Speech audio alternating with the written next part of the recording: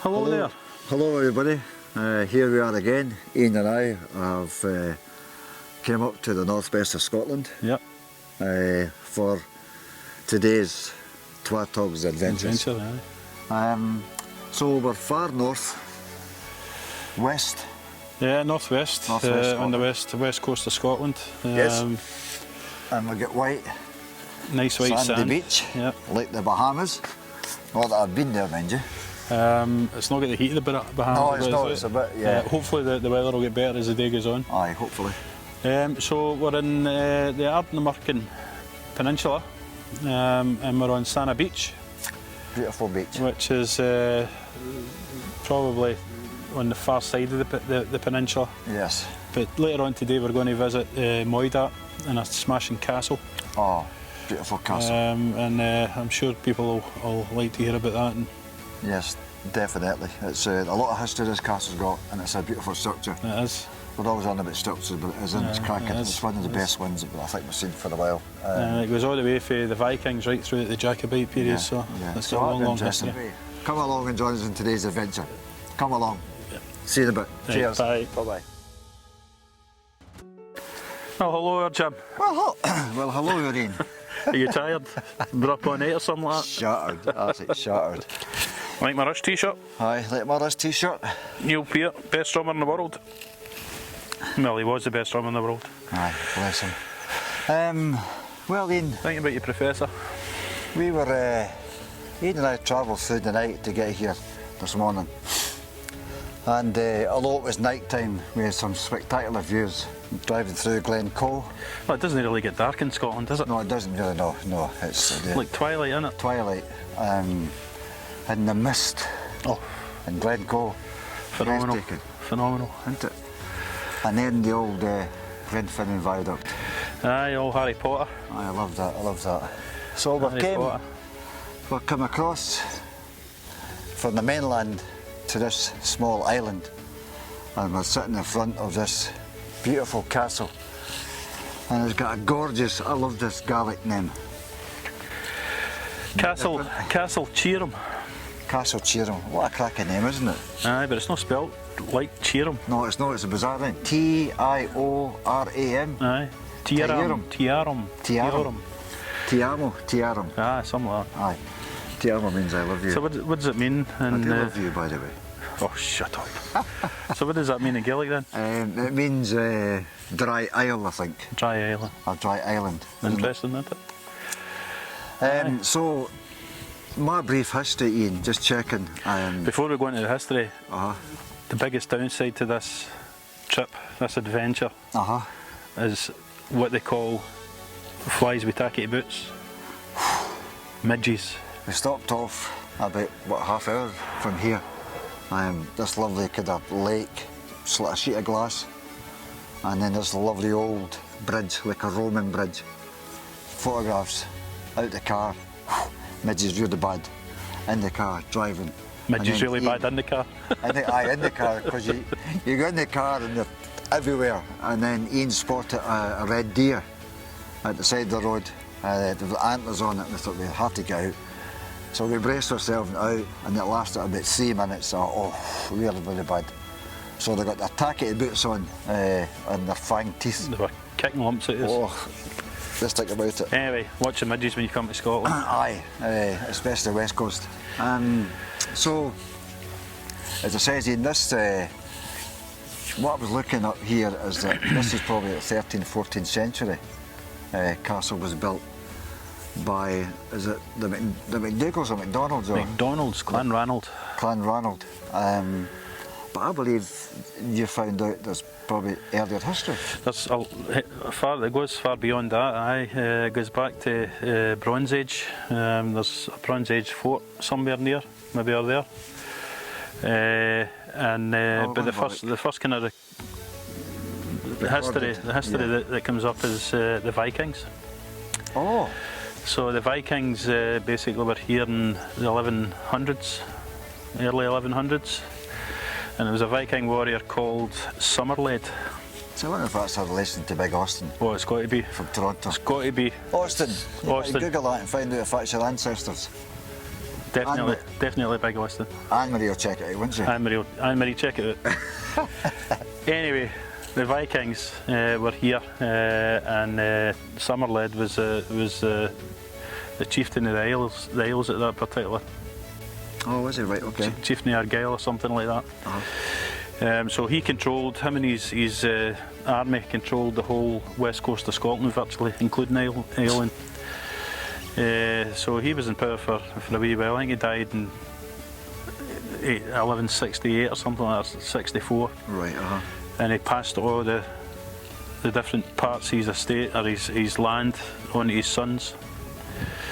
And I think Cheerum Castle went to his son Reginald. Right. And his son Donald,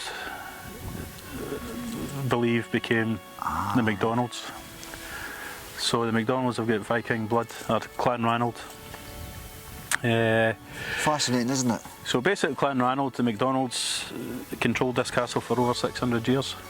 Or up to 600 years. Well, that's a long time, isn't it? Yes. And during that time they've seen many different things in terms of historical importance. Yeah. So for the Vikings all the way through to the Jacobites. So Mary Queen of Scots sent ships and foot soldiers to try and destroy the castle because the MacDonalds refused to sign up to the crown in Scotland. I don't think they managed to succeed. So was she queen at that time, you know? No, I think she was the regent. Right. The regent of Scotland. I think Mary the Guise. So that was a failure. I think the next big thing was the Jacobites. So the 14th chieftain in the MacDonalds Clan Ranald basically set the place on fire when he went off to fight with the Jacobites in 1715. Because so set it on fire? Apparently it was tradition, if you were going out to battle, you would burn down your house or your castle to save enemies taking it over. Aye. What a waste, isn't it? Oliver Cromwell's had an army here, based here, during the Cavaliers and the Roundheads and the Covenanters. So again, that was destroyed by Cromwell's army. It was vandalised more than destroyed. Bonnie Prince Charlie. Was he here as well? He wasn't here, but he wasn't here. He wasn't here, but they kept an arsenal in there for his army, which never actually got delivered because at that point the Clan Ranald were not strong enough to be able to deal with it. You know what I mean? So history all the way through these 600 years and some amazing things. Could you imagine Ian, that for these conflicts was parties in this house, or this castle? Huh? Well, I was on the other side earlier on. There's a wee beach at the other side, and I was standing at the beach and I was looking at the castle, and I was looking out to the sea, and I was thinking, just imagine these Viking boats coming up the water, or a galley coming up with the cannons and all the rest of it. They actually were renovating the castle years after they attacked it and found cannonballs on the wall. Oh, was it? Aye. Well, if you look there, Ian, there's obviously brickwork's been renewed over the years. Well, that's maybe it. Right. So, checkered history. But the saddest part of this history, I think, is current day stuff. I think it's, what do you think?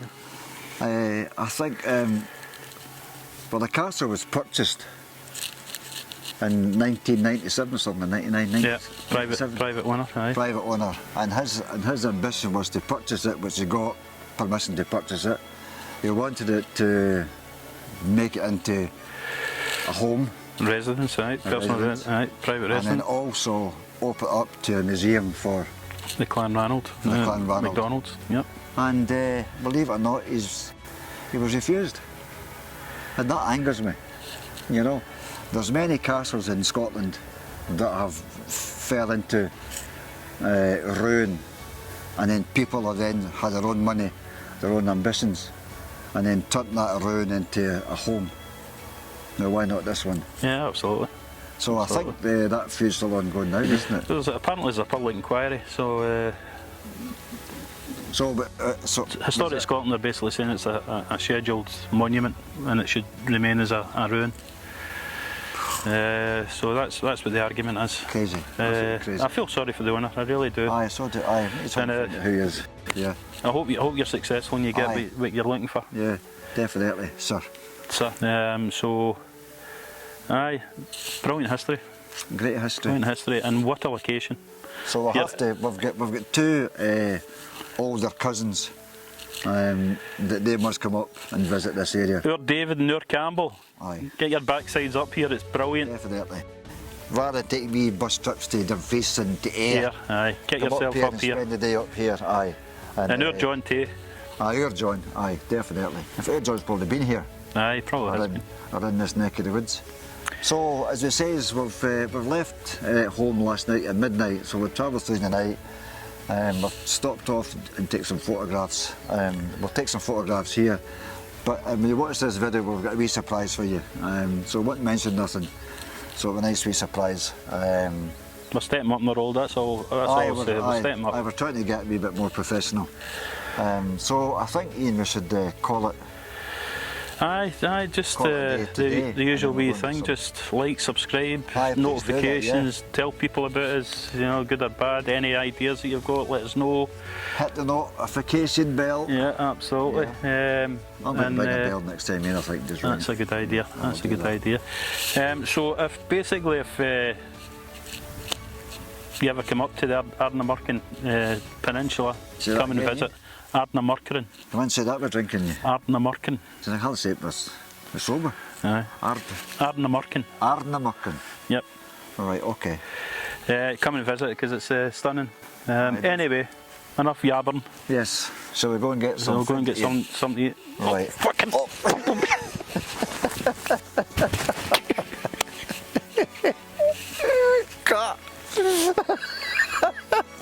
Just let you know. He's stopped in there. I'm alright. I'm okay. I'm fine. Anyway, take care. See you again. Catch you in the next adventure. Bye now. Bye now. Bye bye.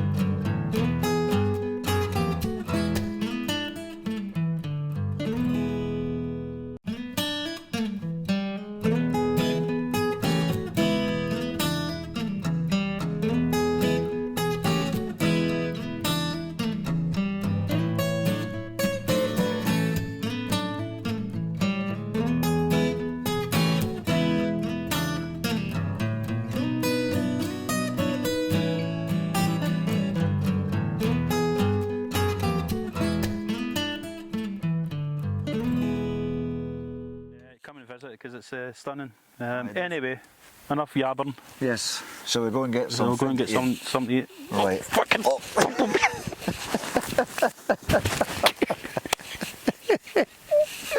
God.